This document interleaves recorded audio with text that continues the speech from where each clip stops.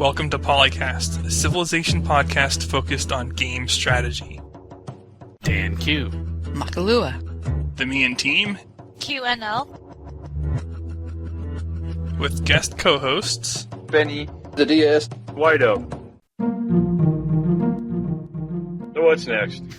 Next, we all give our opinions on this matter in somewhat of a slapshot fashion, and sometimes overlapping each other, sometimes disagreeing with each other, and sometimes starting like a part of a World War III. It's usually pretty awesome. welcome everyone to number 97 with Jaycee, the DS, Adam. Hey, it's me and my new incognito new name that you've never heard of, but you will soon. Dave, White Elk, That's me. Phil, TheMeInTeam, Come back, Mackie QNL. I didn't mean what I said. Yes, you did. and Quick, what are you gonna do when the women are away? Anything you want. and myself, Nick, known as Benny. Glad to have you all. I just want to dance.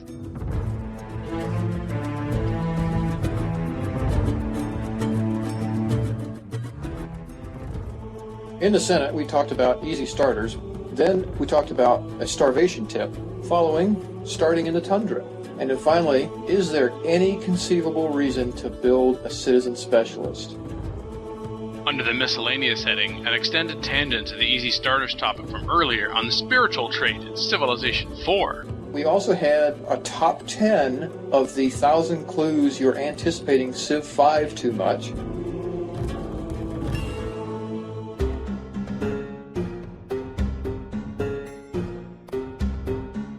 Welcome to the Senate, where we discuss game strategy. Easy starters. La Sombra 1984 posted a poll, which trait is most useful in the early game. He goes on to say there's many discussions about how powerful is financial and philosophical traits in the long run, but in my opinion, early game differs from long run. The poll is about starting game powerhouse. Which trait's best right off the bat? I did vote in this poll. I don't think I posted on this particular thread yet, though. I didn't have a lot to say, to be honest. I voted creative. I went with the majority there before I knew it was the majority. How do you beat getting your border pops without doing a thing?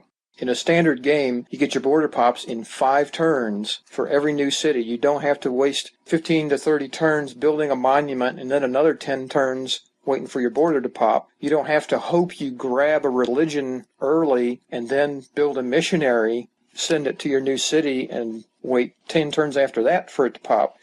Just boom, you get your border pop, which means you can grab the full fat cross immediately or virtually immediately instead of being confined to only what's next to your city site.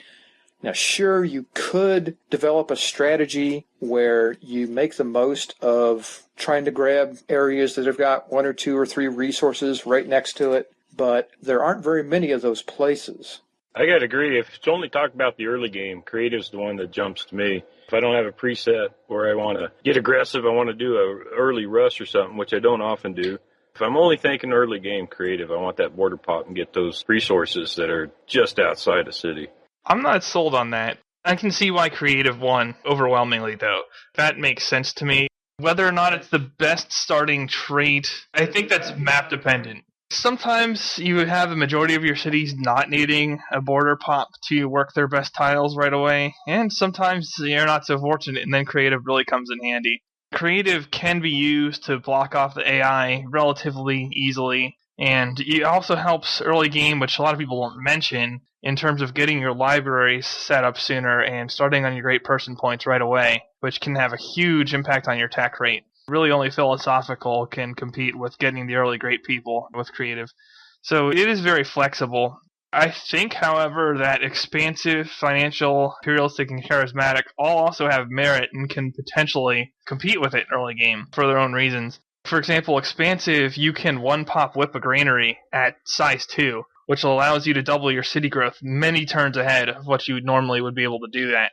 And in addition to its cheap workers, you can set up your cities to working order much more rapidly than pretty much anything else, especially if you're not worrying about a border pop or you manage to get to code of laws soon or anything like that. And also with the monuments, you really want to grow and you whip them as soon as you can off of your best resource tile or hammer them out quickly. They should not be taking you 15 to 30 turns. I've got to agree with you with creative not being good, but not so good. And it's been said earlier in the discussion that you still need 5 turns to get the expansion, and you don't want to do that. You want to settle next to your food anyway, because you want to improve your food. So you're not losing 5 turns all the time you need to get the monument. You're actually settling next to the resource and getting that faster.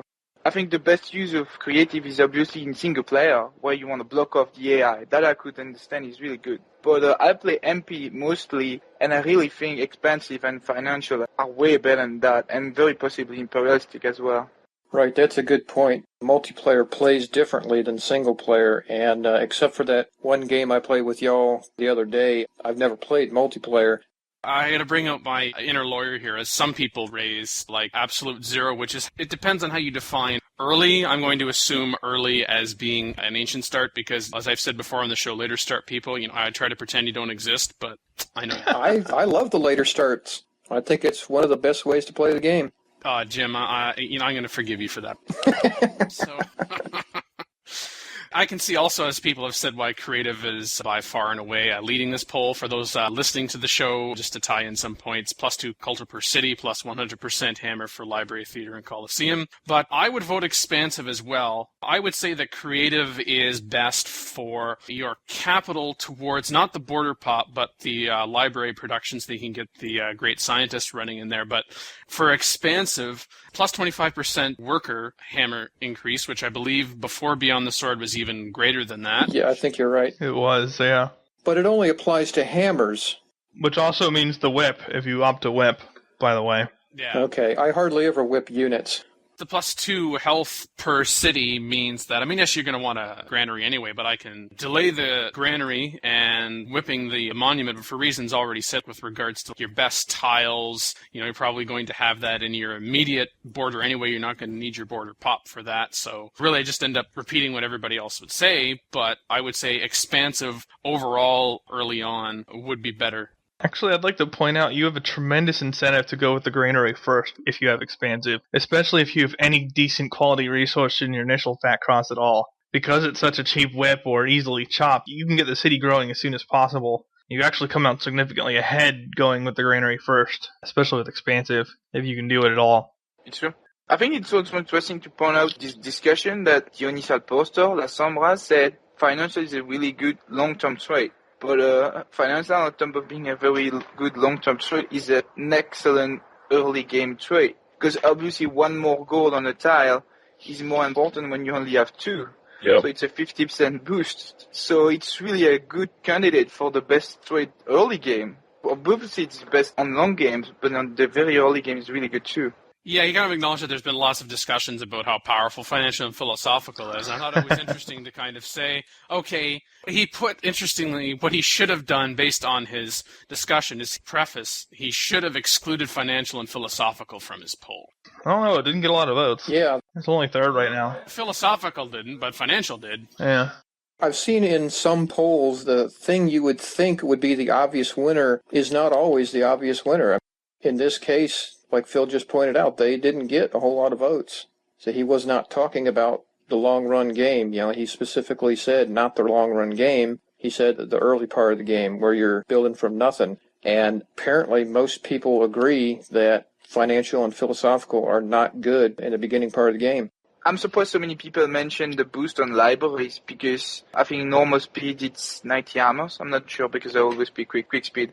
And the granary is 60, so you basically have almost pretty much the same boost when you're expensive, just a 10 armor difference. But the timing of the granary is much more important than the library. Yeah, but if you're going to pick out an important bonus of creative, I would say the library is almost as important as the border pop is, really. But yeah, I agree with you. The granary expansive building bonus is probably the best individual building bonus in the game. I picked expansive. We talked about, just in the poll here, we mentioned creative already, and then expansive, and then financial, and then actually next is imperialistic. Plus 100% great general immersions and plus 50% hammers for settler. It's not a bad early starter, but it's not best. Most useful, no way. That only got not even 7% of the vote. It's pretty good in tandem with either expansive or creative. I think Imperialistic is really good. To be honest, it's one of the best in MP, even in Ancient, and even more important in later starts because the settlers are more expensive. But the thing is that the people that vote expensive are not Imperialistic. The same principle. You get plus 50% on the settler instead of the 25 on the workers. So if you're going that route, meaning shopping and whipping early, I would say, infrastructure in terms of workers and settlers, you'd much prefer expensive. That's why it's not voted really good, but it deserves to be there. Now, charismatic is after imperialistic on this poll, so that's plus 1 happiness per city, plus 1 happiness for monument, and then the minus 25% experience needed for unit. The happiness thing I can see for, your happiness cap. It's good. It's not the most useful, but I would be tempted to actually put charismatic above imperialistic for the purpose outlined here. Yeah, we got 5 that got 2 or fewer votes. Industrious got 2 votes. Organized, philosophical, and spiritual have got 1 vote. And for some reason, protective didn't get any. Oh, if this were like 3.17 or before, protective would still be getting votes. But nope. They decided to bug overflow, so no more. Overflow is capped at the cost of whatever you're producing. Before 3.17 and beyond the sword, any excess hammers beyond that went into gold. So what people would do is they would have like stone or protective, and they would put a bunch of chops into a wall and whip it at the same time. And the 100% gold also applies to the overflow hammers in those patches. Oh, yeah. So you could like chop 3 or 4 forests and whip and get 400, 500 gold from just building a wall in one of your cities. And if you had protective and stone, it just got ridiculous. Yeah. Like all of a sudden protective goes from being a subpar trait to, you have the ability to easily get thousands of gold in the early game. All of a sudden it's one of the best traits. You can deficit research for like 100 turns. I think it was overrated. It was pretty cool to do because it shows how good at micromanagement you can be.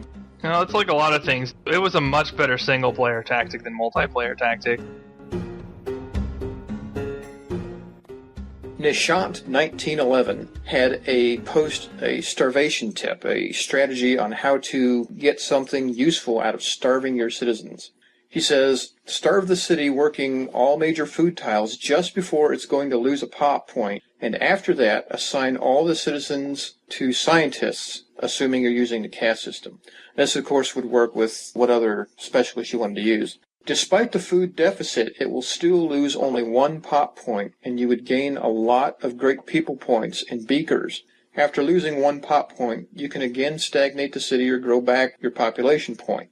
To make the most effectiveness out of this, he suggests you do it in the last turns of a golden age, that you have a city in unhappiness and don't want to whip, or there's nothing to whip. Basically, burn off unhappy people. If the city has no growth potential and has the national epic, and the major one, when you capture one of those huge AI cities that have some tiles to work, but they're starving because their population is too big for the size of the culture they've got. In this condition, you can either whip a theater if your culture slider is really high, or you can starve the city way above. Okay, that's just terrible English. And he mentions that there's a nice synergy using pacifism, philosophical trait, and representation. I have not taken my use of starvation quite as far as he has. I've noticed when I capture a city and I've got all these people who are going to starve, what I like to do is try to whip them away. But if I'm not in slavery, I can't whip them away. So, since you're only going to lose 1 population point, no matter how little food you produce in a turn, even if you're 1 shy or if you're 100 shy, you're going to lose 1 population point. You may as well throw everyone and make them all specialists and get something out of them, because somebody's going to die. If, on the other hand, you have the ability to start producing something useful, like building a theater, then it might make more sense in that case to have people working tiles so that they can get that theater built. There have been a couple of times when I've been in a golden age and I've got my great people producing cities maxed out as much as I can, and then I go just a little bit beyond that so that they are losing 2 or 3 food per turn. They're not going to get to the point where I'm going to lose anybody, but I am kind of overdoing it and trying to get the most great people points out as I can. The way he's suggesting here to explain what the benefit is, if you take a city and you just throw everybody into it, into specialists, you can get a ton of great people points. Probably enough to get you an extra great person in a turn or two in the early game, assuming you haven't already popped a lot of great people. You'll only lose maybe 2 or 3 population points by doing that. And then, of course, you just throw them all back on the food tiles and grow it back up again. And a few turns later, do it again. This tactic's been around for a little while. This is especially common for somebody who triggers a golden age to switch into caste and pacifism and starve the cities then. Because at that point, you have a burst of great person points. Like, you're suddenly going from 0 in your average city to 200%. You have a fixed 1 pop per turn starvation rate once you hit starvation. So you can starve the city down and then just switch every single citizen you have to great person points and crank out possibly multiple great people, even 3 or 4 within the time frame of a single golden age. And of course, in Beyond the Sword, where your golden age also saves you anarchy, you can do this pretty much any time you start one. So when you have Taj Mahal, or if you get an artist from music or whatever, you have the potential to take that pretty far and also make some civic switches into new technologies you get as a result as well. Long term, it's not going to beat out just working a stable amount of specialists in terms of great person points, but if you're going to use it for like a burst when you have more of a multiplier available to you. Golden Age plus pacifism. Yeah, or just to get to something as soon as possible, then it can be viable. And also, yeah, if you're in caste and you just captured a city and it's starving, you might as well just blast the hell out of the artists and get a good amount of culture in there, whatever. Yeah, I do that a lot too. Otherwise, you're not going to be able to run too many artists outside a caste system in a captured city. I would add that for stuff you can pull that up as well, so you don't have to wait for Golden Age. And Gandhi is an obvious choice for that. Oh, yes. But I would underline that it's difficult to do that with more than 1 population loss, I think. What I do is that I get near 0 food in the granaries, 1 food left. Then I do it for 1 pop or 2 pop, and then I grow back because I think the loss is too much. Also, it happened to me that I wanted one of the great people that I really strongly, like, say an artist or scientist, and I just starved my city from 10 to, let's say, 3 or 4. And then you realize quickly when you lose more than 3 or 4 pop, it's not going to happen. You don't have any population anymore to do it, so you only have 3 or 4 great people. So it quickly changes, and you really can use it for 1 or 2 pop maximum.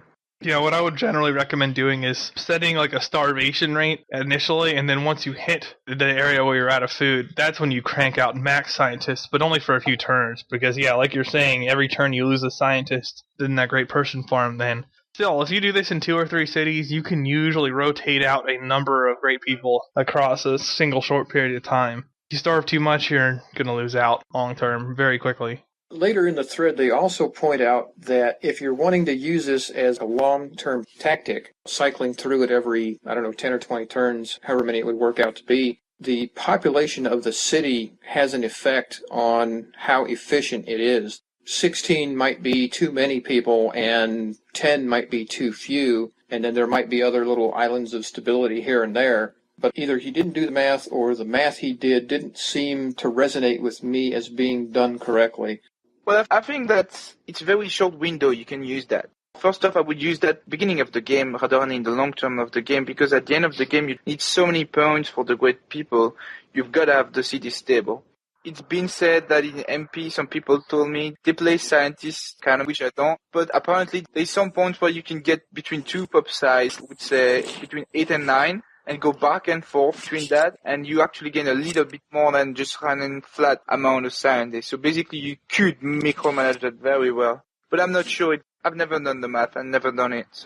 Maybe with an odd food surplus. That's all I could picture. I don't know. I would want to have a humongous food surplus to try that tactic, but if I had a huge food surplus, I would be putting it to another use than that, most likely. I think it includes having, let's say, 2 food, you have 6 food on it, so like basically 2 pigs or 1 pig and then corn. So You have 12 food, you have 40 food, so you can sustain 7 pop. And then I think the trick is to go from 9 to 7, because obviously you want to work those 2 food all the time, and maybe get a bit more extra. I see. But I think you need to run pacifism when you actually producing the GPs, and when you're not, you need to use regular farms to grow quickly, something like that. I gotcha. So you'd have to be spiritual to take full advantage of that then. Yeah. Other than in the Golden Age or whatever. starting in the tundra, Chemex. This tends to happen to him a lot on Terra maps, and he wants to know if there's any hope, because it's frequently an awful position, and no easy AIs to rush, and any advice would be appreciated. Well, obviously, they're not ideal. If you're playing single player, you can probably find a way around it. I would recommend settling to block as much land off the AI as possible, preferably into the good land. You can leave your deer and silver site off to the east somewhere until later. But otherwise, you're probably going to have to lean a little bit more on specialists and great people points, because tundra starts, and outside of the capital, where you might want to run cottages, you're going to have a hard time finding a lot of good cottage land sometimes. You definitely have to learn how to play some other aspects of the game, maybe even be building wealth and research on occasion. It just depends. And, those starts have iron a lot, so you have some military potential too. So listening tundra, +1 food, +1 commerce. If by a river, your improvements are 25% slower to get constructed. It was mentioned deer and silver. You probably don't want to be working tundra tiles. For biology or something where you can have decent farms, you probably don't want to be working tiles that are tundra specifically, unless they're a special resource, like deer or tundra silver isn't the best thing in the world, but it's worth working. It's kind of like desert gold in that sense. I would suggest that if he's got seafood, that he start focusing on collecting that seafood, and once he's got it, start throwing settlers down, and as soon as you find a really good place to build a new capital, build a new capital. The way the map generators work, it'll normalize the capital itself, at least on standard map script, so your capital won't have any tundra. The problem is you're completely surrounded by it, or at least mostly surrounded by it, so the only way you can go is south or north, depending on which pole you are, to get better quality land, and sometimes you might get a stretch of desert blocking that off or whatever. I mean, there's some pretty epically bad starts throughout the years that have been posted. And it can be a little difficult to get through that. You're probably not going to win if you're just learning a new difficulty and you spawn in the tundra and there's 7 tiles of desert between your capital and the next good city site that's towards the AI. That's a little rough. But you definitely want to try to settle for the good land available first, and then pick up on all the fishing villages type sites that the tundra tends to have, with your crabs and fish and what have you in the north.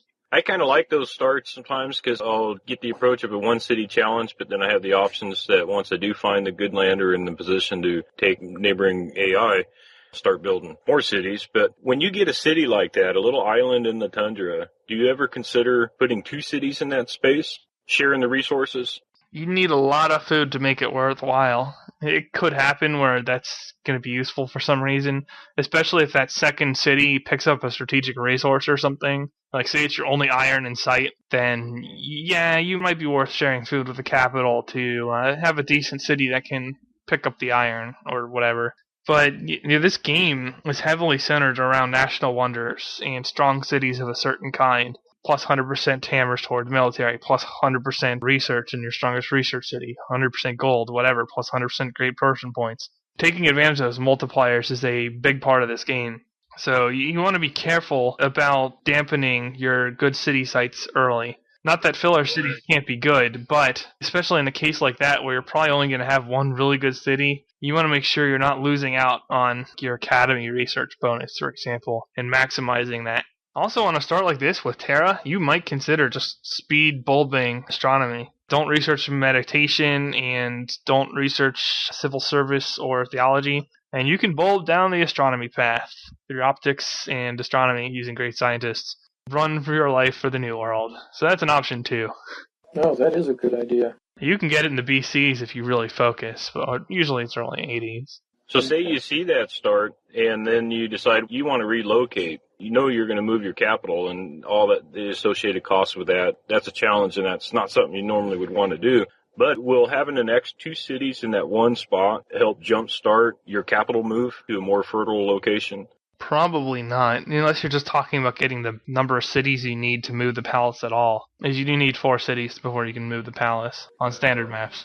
So you have to get your new colonies established, which you would anyway. Well, come on now. Terra maps are pretty big. It's not like you shouldn't settle any cities on your home landmass. I'm sure most Terra stars on a standard mapper are going to allow you to get to 6 cities unless you add extra AI. There's more land than there should be on Terra, really. So people are going to get pretty huge, generally.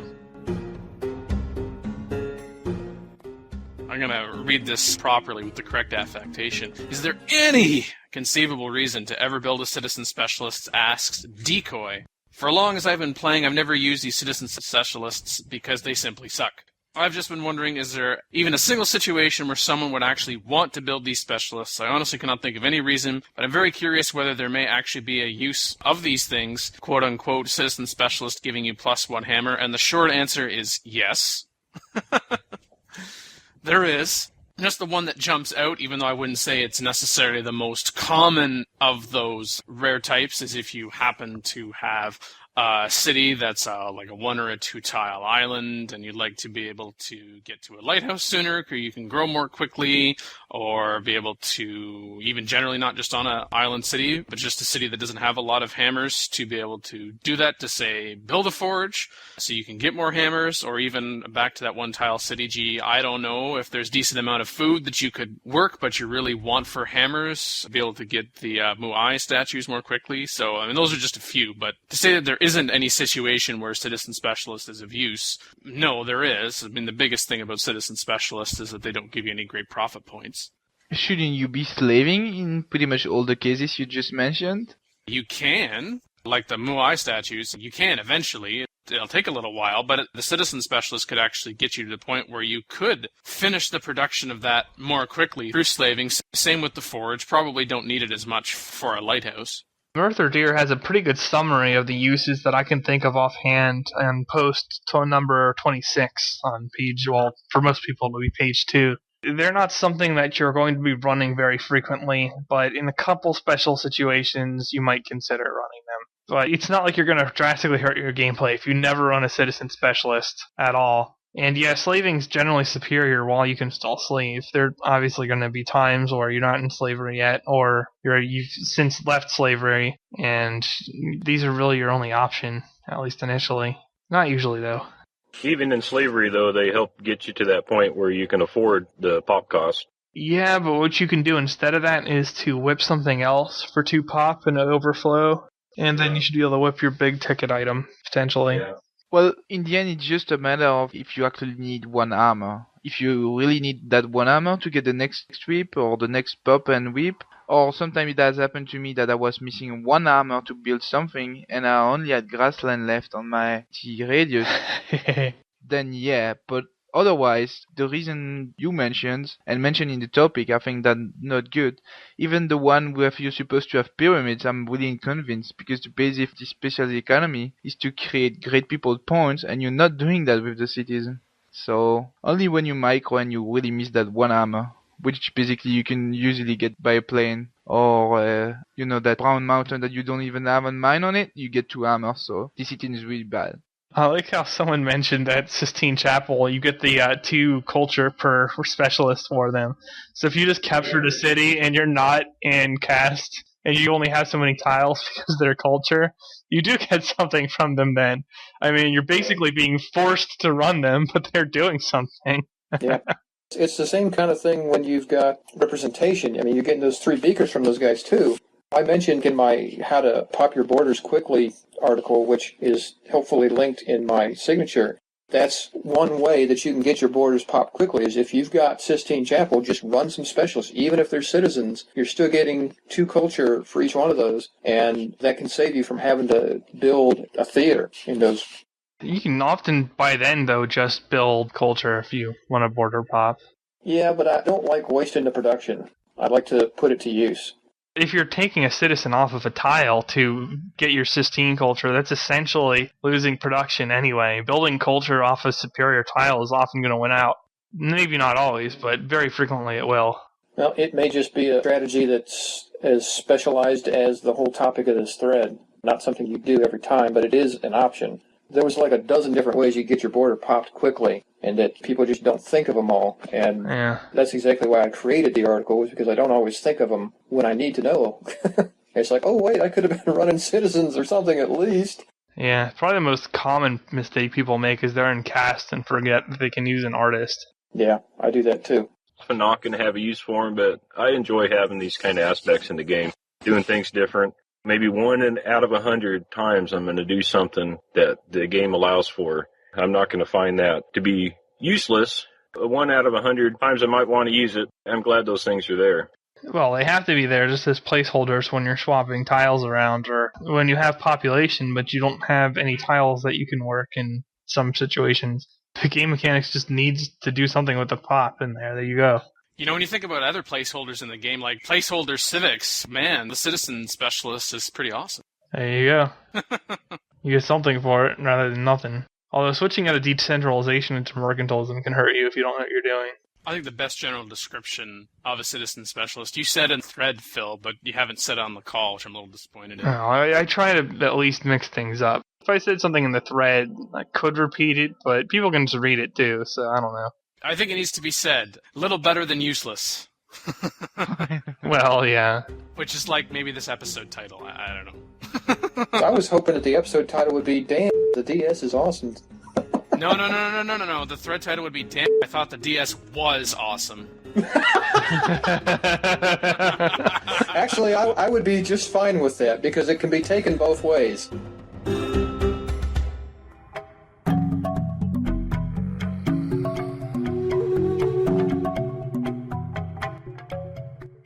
Spiritual is a little annoying in terms of micro-intensive to really milk its potential for me, but I still like it as a trait. It's a good trait. You can do a lot if you really abuse all the civic swapping to its potential, but you have to be a little bit creative with how you use it, and also think about what your plans are for shorter periods of time. I'm not 100% sure I agree with doing that. I do underuse spiritual. I've tried to play games to start utilizing spiritual, but I wind up focusing around whatever the civics are that I'm using. If I'm in organized religion, then I'm trying to focus on building a lot of buildings, for instance. I'm trying to focus on getting my hammer production up. If I'm in vassalage, maybe I'm also in theocracy, so that I'm getting 4 experience points, building barracks and stables and dry docks, everything. So I really don't get a whole lot of the benefit out of spiritual. It's convenient that I can change when I want to. I don't have to worry about what the AI is crying about. Please change to my civic. Okay, fine. But without that aspect, I really have not been able to learn how to make the most out of spiritual the way that you're suggesting I do, Phil. Well, I know how to do it, but I hate doing it, especially in single player, because it takes a lot of extra effort, and that's just a no for me. I hate extra micro, and that's definitely extra micro. But if you have some degree of city specialization, you can take advantage of the spiritual civic swaps. Another thing you can do is switch, say, civics and then force your opponent into bad civics and then switch back. And if they're not spiritual, that's not too ideal for them. Yeah. And you can really screw the AI like that. Like switch into, say, Taoism or Islam, flip the AI into Islam, then switch back. And all of a sudden you can bribe yourself some wars or whatever you need. Now, later on in the game, when I get, it's the one that spiritual gives you 100% hammers on, lets you switch civics every turn if you want. Christo Redentor.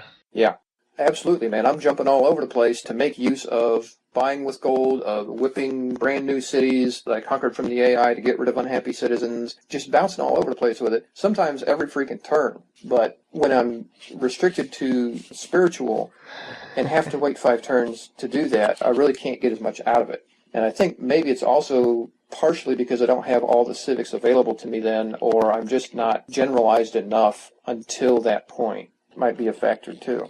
I'd say probably the biggest ones to switch routinely would be between slavery and caste, and between organized religion, pacifism, and theocracy, when you're talking about early to mid-game micromanagement. Because your hereditary rule, you're going to stay in that until you have something later available, and then you'll probably switch more permanently to either representation or democracy, depending what you're doing. Same thing with, say, bureaucracy. You're probably not going to kick back and forth between bureaucracy and vassalage a whole lot. The situations where you do that aren't very common. Oh, yeah. So you're not going to switch that civic line a lot unless you get surprise declared and need the draft or something, which spiritual does help then. It's nice to be able to switch civics and suddenly produce 3 units instantaneously. But, even so, the economic civic line, too, once again, you're not going to be switching that a lot. You're probably running free market or state property most of the time once you get to them. Yeah, I usually run free market myself until I get big enough, and then I go back to mercantilism. No state property for you, huh? Generally, no. I've made a point of using it in a few games and certainly like the extra food and stuff, but I just kind of fear that if there's some reason why I get out of state property, my cities are going to start falling. I've just kind of got an attachment to my citizens. I don't want to kill them needlessly. It took me a while to really start getting vicious with the whip, for instance. Well, if you're running state property, the only thing that would bump you out of it would be the UN. So if you have some confidence that either you can get the AI to vote for you, or you're just going to be so massive, say you're playing Terra and you know you're going to get a lot of New World expansion, so you're going to have control of the UN, then you don't have to worry about ever getting pushed out of state property, which is nice. You can always defy it, but that can be painful, so... Well, the last reason why I don't use state property that much is because I love using corporations. I love getting an extra 20 food, 20 hammers, 100 culture, and 5 gold in every city. Yeah, if you can set it up.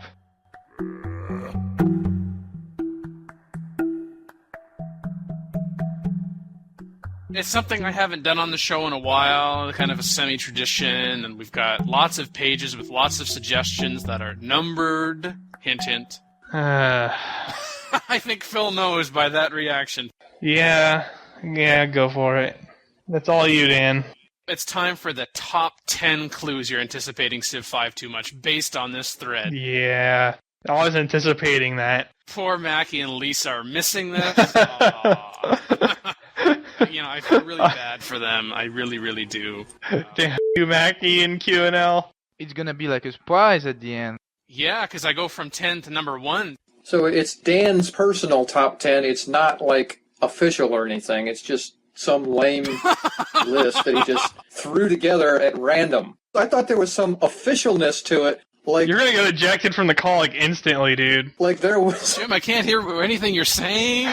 Weird. It's like he's muted or something. That's just weird. We can't hear him, huh? I know. It's like a buzzing in my ear. I don't know. Strange. He just suddenly cut out. Yep, nothing we can do about it. Just nothing. Gotta go on with the show. It's an official list in that I've said it's official. So it's an official DanQ top 10. Yes, in that respect it is. Okay. It could be lame too. I can almost have respect for that as long as the word official is in it somewhere. The official DanQ list. If I said official more, would that make it better, Jim? Like if I said it was the official DanQ list officially? Ooh, redundancy is awesome. Redundantly redundant. They're up to 721. Can you believe that? That's impressive. 439 posts, 721 items on the list. And I wonder how many of them are repeat. 6 or 7. I've gone through the entire 22 pages of the thread. Yeah, if it wasn't for a big concrete job yesterday, I'd have done the same. Oh, we could have had dueling top 10s. Oh, man. That would have been great, huh? This thread was started by Abaddon, and he actually starts my top 10. You wonder how long the patch will take to arrive. Yes. Number 9, I don't think I'm going to be able to pronounce this username properly. Ojvin Lang. You decide to learn all the languages spoken in CivIV, so you won't need the interpreters. That was a good one, I thought. Techathon. You called your friend at 11 p.m. because you've just found out that CivIV has been announced, and you had to tell someone. I've been called for stupider things. And kind of the converse of that, your closest friends called to check that you didn't have a heart attack when you heard CivIV was coming out. Happened to me, says NZ Jacob. Number 6 goes to Abaddon as well. Will there be giant death robots? Nice. Number 5 from Rusty Edge. You delay your fall 2010 wedding for a year because the last thing you want to be doing is wasting time on some annoying honeymoon when you could be playing CivIV. Obviously. Number 4 from F-35 Ace Pilot. You've already started to write a strategy guide. How can you do that? That's how much they're anticipating CivIV. They're just forming the layout now. Yeah, it doesn't mean they're actually going to release this strategy guide, but they're starting to write one. Who knows what they're writing about it? I was starting to have a lot of respect for this list until I got to that one. It's not over yet. Anyway. Hopefully you can redeem yourself. Besides, some people might actually... Never mind. So now we're up to the top 3. Number 3 from Jet. You dot map your bathroom floor tiles. In an hexagon shape. Number 2 from Shimera1804. You spend an hour or more on Google trying different keyword combinations to find just one more article or screenshot. And number 1 clue that you're anticipating CivIV too much, you email customer support and tell them you're a beta tester and you lost your key and ask if they could please send another. So I think I redeemed myself. Well, it's not up to you to decide.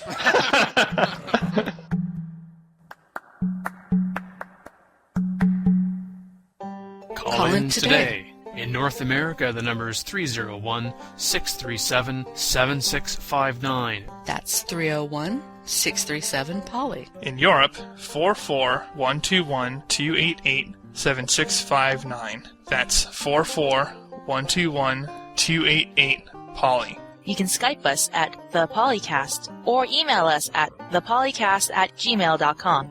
The only thing worse than being talked about is not being talked about. For more information on PolyCast, our sibling shows Modcast and Revcast, or about PolyCast in general, log on to the series' official website at thepolycast.net.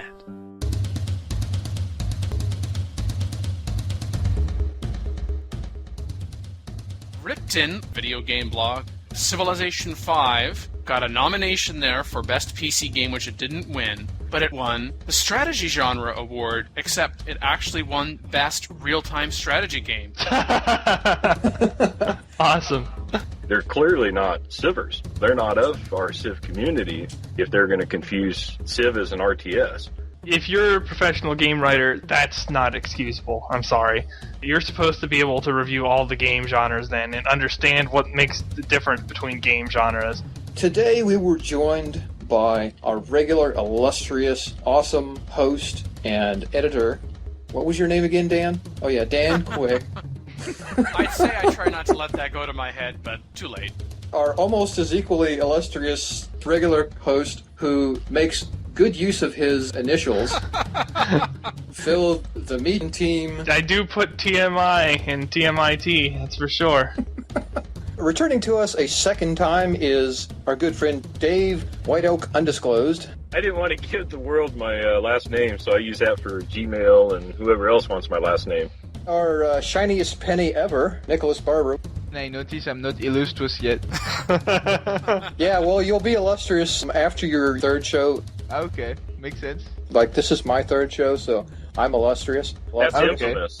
Oh, I'm infamous? I thought I was infamous. Wait a minute. If you get illustrious after 3 shows, why am I still only illustrious? Oh no, I was also awesome. Oh, that's true. And I was almost as illustrious, even though I haven't been on nearly as long as you, Dan, so I'm catching up.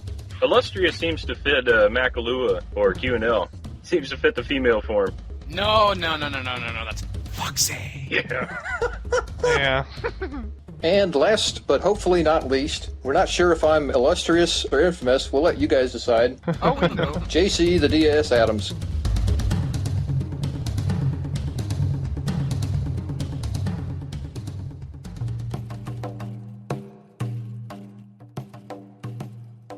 I could have added some sound effects for you, Dan, but I don't know if you wanted to hear those. I don't know if our listening audience would appreciate some of the sound effects included. Not from a guy. Not from a. All I heard is not from a guy, and that's it. Dang it, he died again? Did you say anything past that? Yeah, not from a. Cuts off at just the wrong time again. Skype decided to kill the joke, whatever it was. Okay, just seeing if that helps. 3rd time's the charm on your joke. Go ahead. No.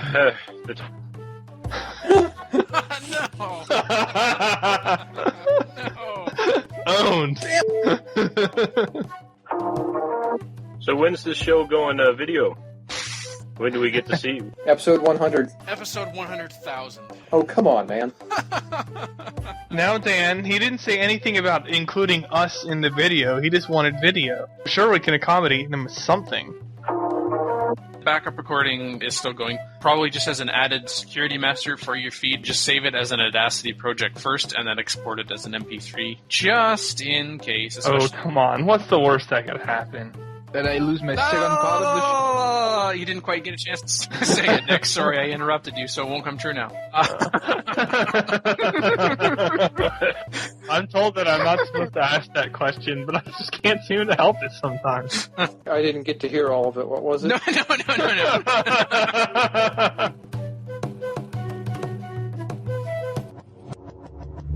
Record date July 3rd, 2010.